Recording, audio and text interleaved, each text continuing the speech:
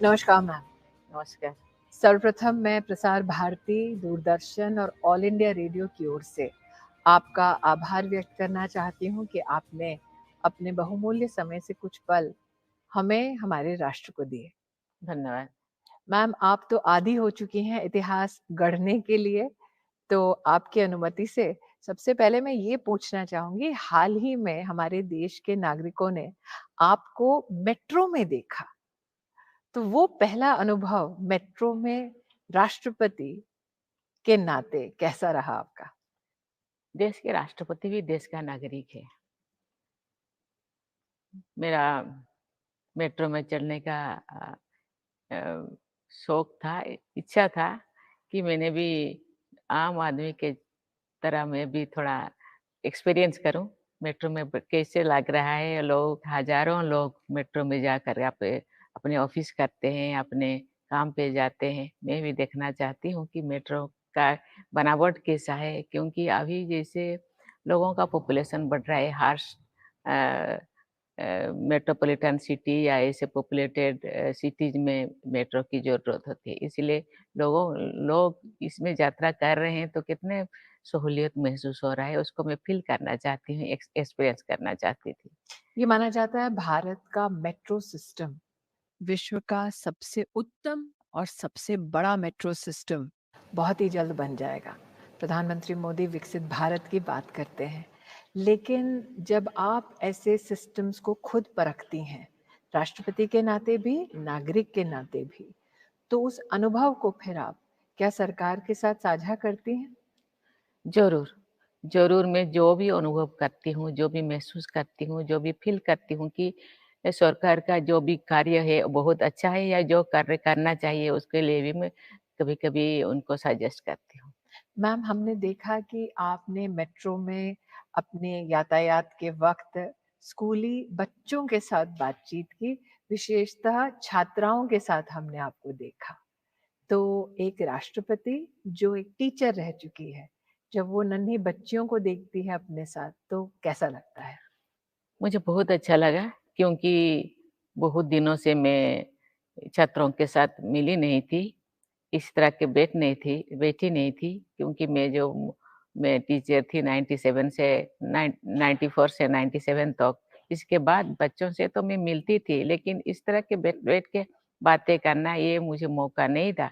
उस दिन मुझे बहुत अच्छा लगा क्योंकि बच्चे दिल खोल के मेरे साथ बात की, गाना भी गाए और अपने स्टोरी बताए, कोई-कोई स्टोरी भी बताए। बहुत बहुत सारे बच्चे और राइटर्स भी है, कोई पोएट भी है और वो क्या बनना चाहते हैं, बहुत सारा मस्ती भरी बातें हुई, बहुत अच्छा लगा मुझे। सेल्फी के ज़माने में क्या कोई कभी ये हिमाकत करता है कि अपने राष्ट्रपति से सेल्फी माँगे या फ़ोटोग्राफ माँगे?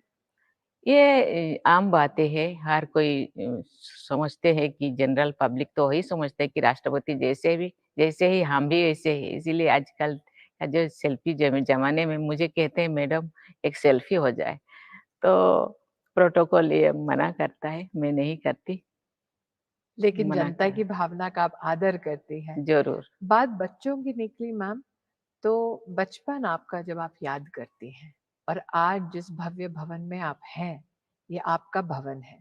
वो यात्रा अगर मैं उसके बारे में चर्चा करूँ, तो क्या कभी उस लड़की ने जो अपने गाँव में पहली लड़की, जिसने कक्षा 5 के बाद भी पढ़ाई की, क्या कभी ऐसा सपना देखा था कि राष्ट्र में किसी संवैधानिक पद पर अथवा अपनी परिस्थितियों से जूझते हुए वो एक ऐसे मुकाम पर पहुँचेगी? ये सपना तो नहीं था क्योंकि मैं एक आम लड़की थी।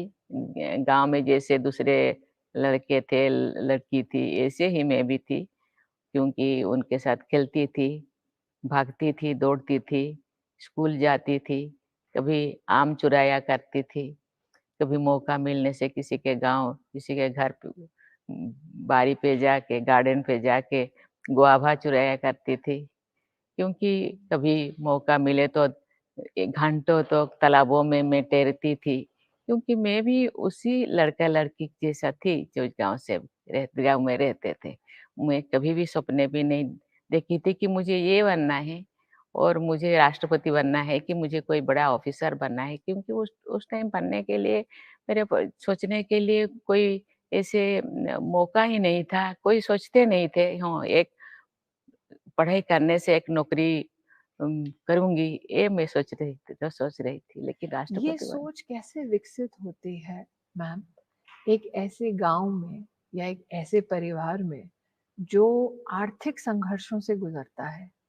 एक जनजातीय परिवार में, गरीब अंचल में एक लड़की का जन्म होना और जैसे कि आपने कहा कि आपका उस वक़्त का सपना ये कि एक दिन पढ़ लिख कर नौकरी करूँगी। उस ज़माने में तो ये सपना भी बहुत दुर्लभ होता था, बहुत कम लड़कियाँ ये सपना देखती थीं। तो ये सोच आप में कैसे विकसित हुई? क्योंकि मेरे जो दादी थी, मेरी दादी जमशेदपुर के रहने वाली थी। जमशेदपुर मेरे गाँव से 60-70 किलोमीटर दूर था। तो उनकी जमशेदपुर टाटा के लिए विख्यात है, वहाँ के और लोगों को देखा। खुद पढ़ा-लिखा नहीं थी, लेकिन पढ़ाई का क्या मतलब होता है, पढ़ाई करने से लोग कैसे जीते हैं, वो लोगों को देखा है।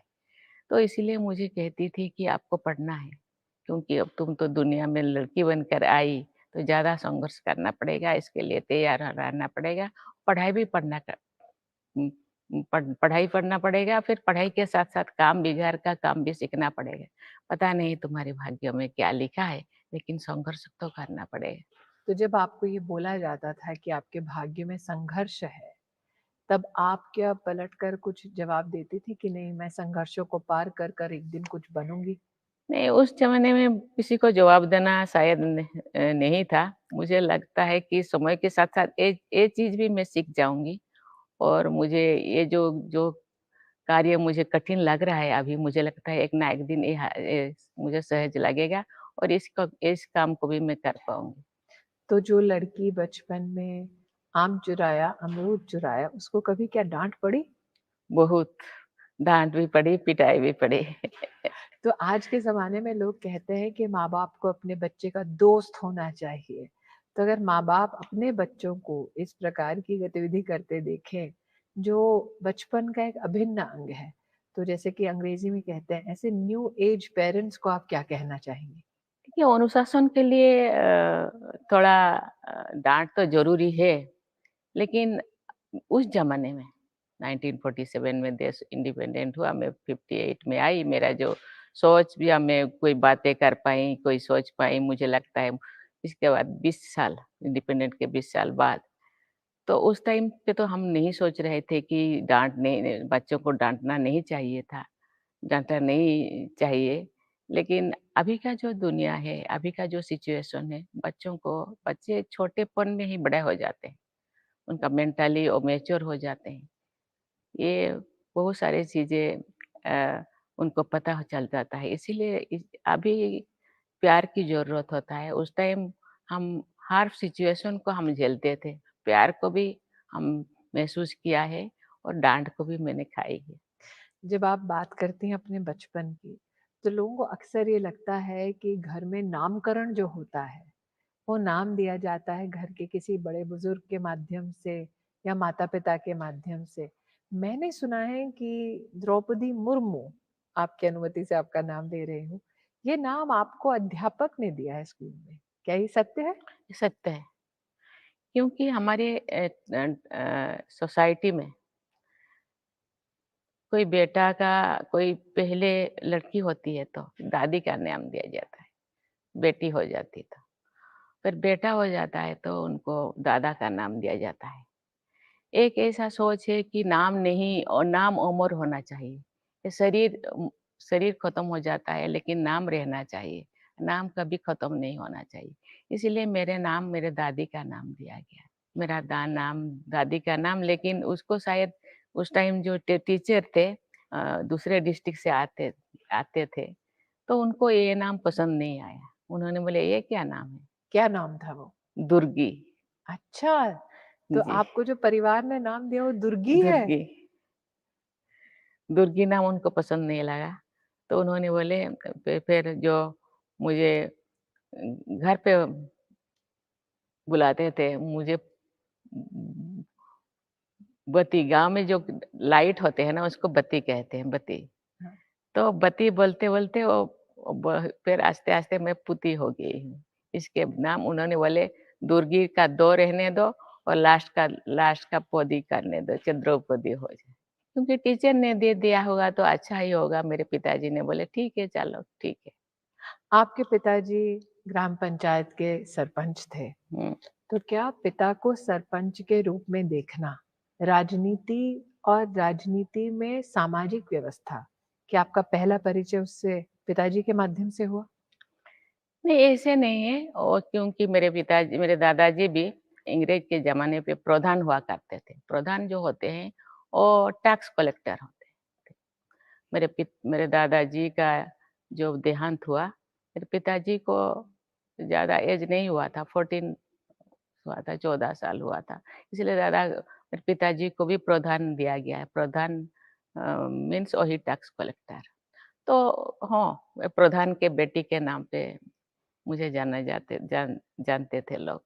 अंग्रेज़ी हुकूमत में वो व्यवस्था, भारतीय जो हमारी संवैधानिक व्यवस्था है, हुँ, उससे बहुत भिन्न है। जी, तो आज जब आप देश के सरपंचों से मिलती हैं, जी, आपने अपना अनुभव ग्रामीण अंचल में देखा है, जी। आप अलग-अलग संवैधानिक पदों पर आसीन रही हैं। तो जब आप वो ग्रास रूट के लोकतांत्रिक इकाई से मिलती हैं, तो उनसे क्या आप अपना अनुभव, एक्सपीरियंस शेयर करती हैं? ब्रिटिश अमूल के जो ग्राम प्रधान और अभी का सरपंच ये बहुत ही एलियन एवन डिफरेंस है क्योंकि अभी वो बहुत इंडिपेंडेंटली जीते हैं, बहुत स्वाधीन क्योंकि वो इलेक्टेड होते हैं, नॉमिनेटेड नहीं होते हैं।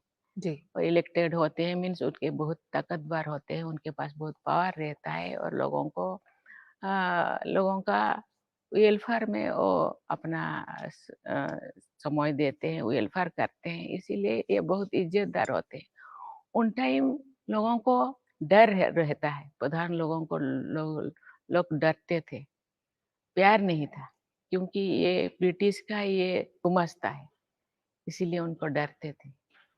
लेकिन अभी वो डर नहीं है, अभी लोग उम, अ, संविधान के हिसाब से पंचायत चलता है, इसीलिए लोग प्यार से बातें करते हैं और खुद सरपंच भी क्योंकि लोगों के द्वारा चुना जाते हैं, इसीलिए वो लोगों के साथ भी वो प्यार से बातें करते हैं। तो आज आपका ये इंटरव्यू देश में कई सरपंच, पंच देख रहे होंगे, तो आपके अपने अनुभव से अगर आप उनको कोई मार्ग प्रशस्त करना चाहें, राष्ट्र की जो कहीं न कहीं अपेक्षा है, तब उनको क्या कहेंगी? देखिए, ये जो संविधान का फंडामेंटल जो उम, जो कहावत है कि by the people of the people to the for the people जो पीपल। है ना, जो कोड है, क्योंकि आप लोगों के द्वारा चुने जाते हैं और लोगों के लिए ही काम करना चाहिए और लोग प्यार करते हैं इसीलिए आपको वोट देते हैं। इसीलिए उसके बदले प्यार ही उनको देना चाहिए और उनका दुःख सुख का साथी होना चाहिए। जो भी संवैधानिक प्रावधान है, उसी प्रावधान के हिसाब से उनका सेवा करना चाहिए। आप जिस भूमिका में प्रशासन को देखती हैं, उसमें माँ का एक प्यार झलकता है। हमने सुना कि जब आप राष्ट्रपति भवन पहली बार पधारी, तब आपने एक-एक कर्मी को जो राष्ट्रपति भवन से संबंधित है, उसको मिठाई भेजी, होली पर आप तिलक लगाती हैं। ये राष्ट्रपति का एक मातृ स्वरूप शायद ही किसी ने कभी देखा हो। ये तो अभी राष्ट्रपति भवन आई, लेकिन इसके पहले मैं कहीं पे एक सर्विस करती थी, वहाँ भी मैंने रहा। कभी एमएलए थी, कभी मंत्री बनी, लेकिन जहाँ भी मैंने रही, मैं क्योंकि यहाँ मुझे 5 साल रहना है, एक फैमिली तरह कलेक्टिव रिस्पॉन्सिबिलिटी में मैं विश्वास करती हूँ। छोटे से छोटे कर्मचारी हो, चाहे 3rd ग्रेड के, 4th ग्रेड के हो या चाहे क्लास 1 के हो, सभी मेरे फैमिली मेंबर्स मैं समझती हूँ। इसीलिए फैमिली मेंबर्स के साथ कभी डाँट भी देना चाहिए क्योंकि कहीं गलती होने से, लेकिन कभी प्यार भी करना चाहिए। क्योंकि इस चीज़ को मैं विश्वास करती हूँ, क्योंकि काम के टाइम काम, बाकी जो त्योहार के टाइम तो त्योहार जैसा ही फैमिली मेंबर से जैसा ही मनाना चाहिए, मैं इसमें विश्वास करती हूँ।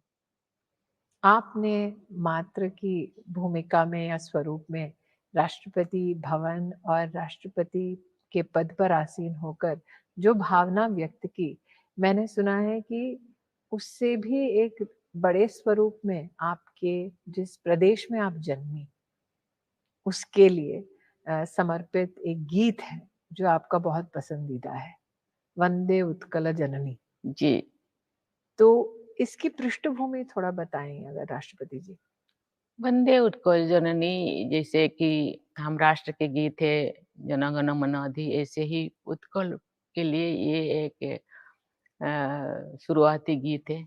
बंधन करने का उत्कल प्रदेश को बंधन करने का ये एक गीत है और इसको हम जब शुरुआती कोई भी कार्यक्रम होता है, इसको हम वंदे उत्कल जननी गाया करते हैं। आपने अपने शपथ समारोह में भी उड़ीसा के भव्य सांस्कृतिक धरोहर को अपनी कुछ कवि के पंक्तियों के माध्यम से दोहराया।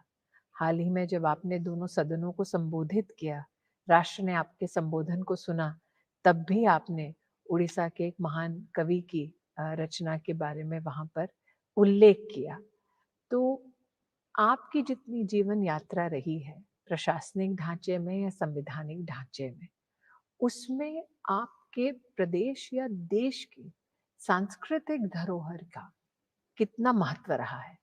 देखिए, सांस्कृतिक धरोहर का तो बहुत महत्व है। ये एक आत्मा है। संस्कृति को मैं आत्मा मानती हूँ। संस्कृति ही हमको वे वे ऑफ लाइफ है। ज़िंदगी जीने का एक धारा है, एक आधार है। उसी आधार के तहत हम चलते हैं।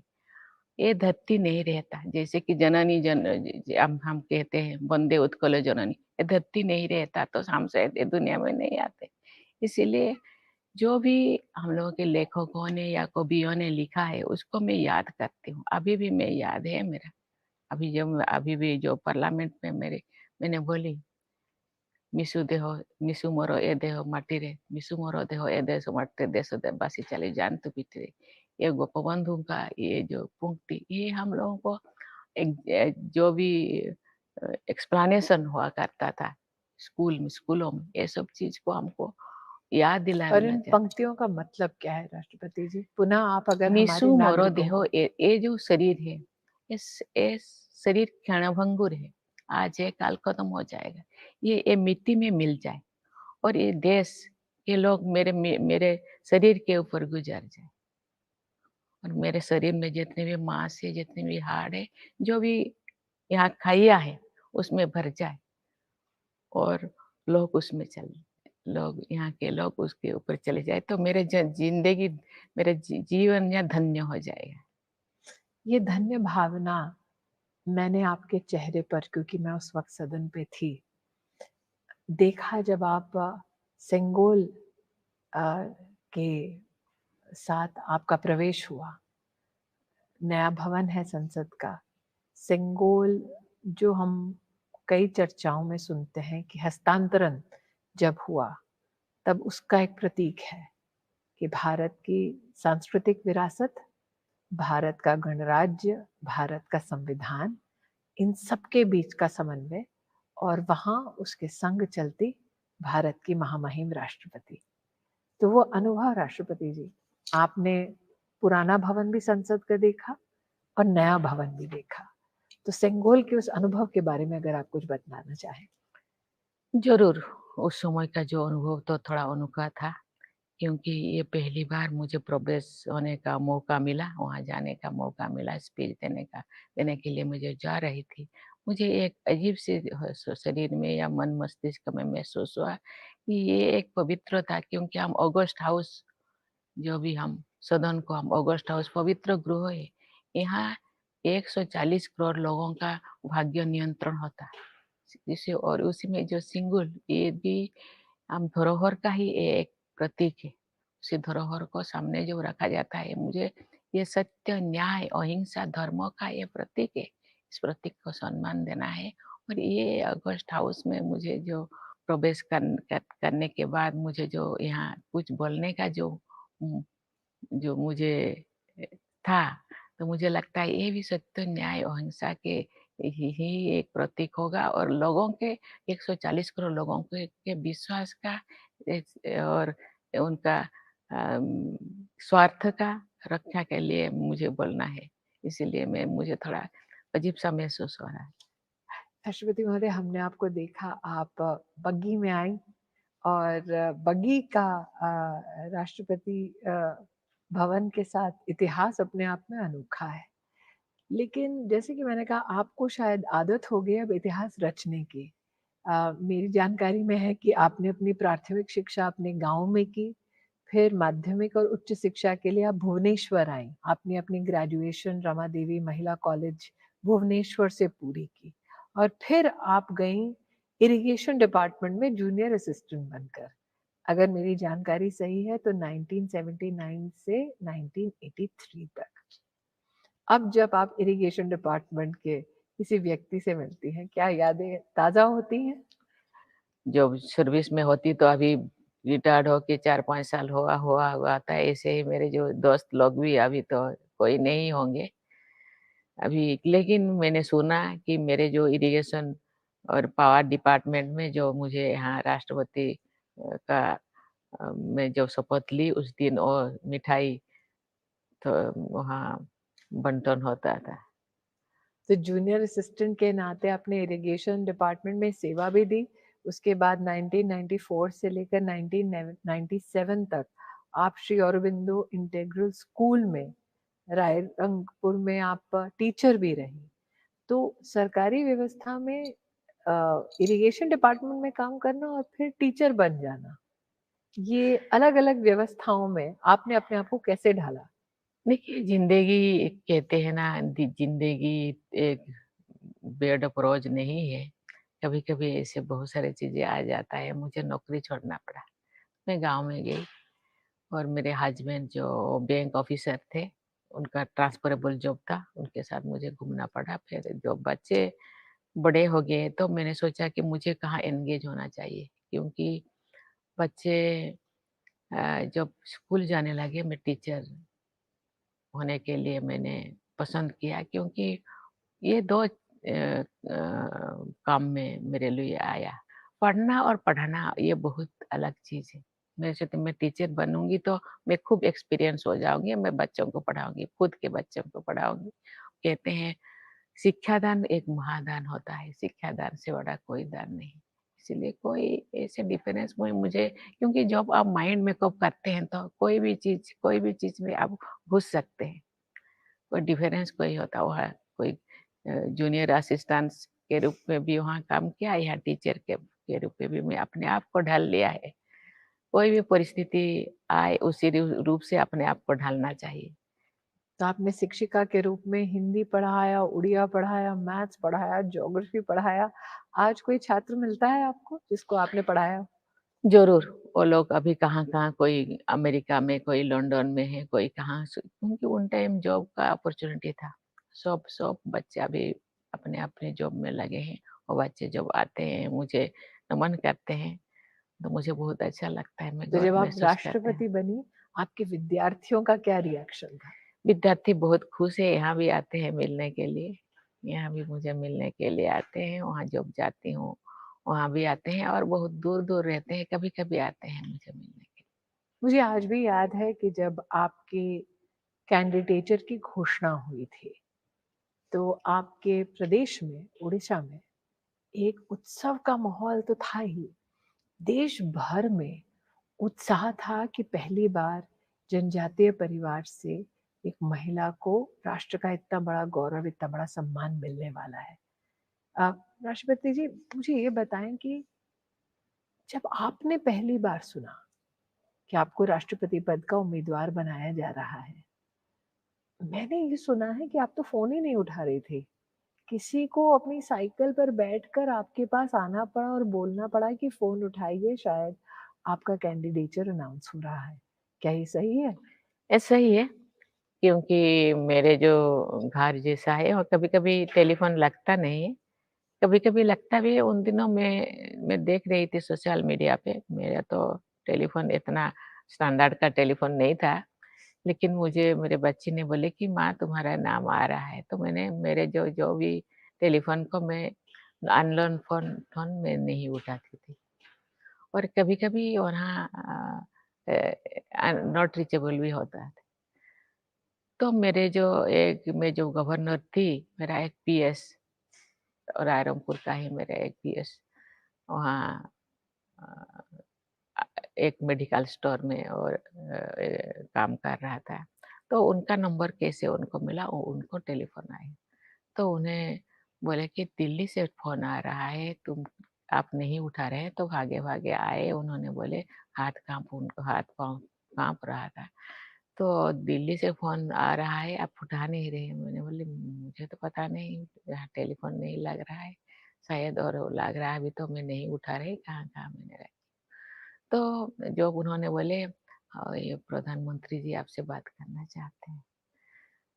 तो प्रधानमंत्री जी मुझे मुझे क्यों बात करना सकते हैं? नहीं, नहीं आप उठाइए तो उन्होंने लगाए वही नंबर पे लगाने के बाद दूसरे तरफ से मैंने प्रधानमंत्री जी का आवाज़ मैंने सुना, तो फिर उन्होंने बोले, "द्रौपदी जी आपको ये हम बनाना चाहते हैं।"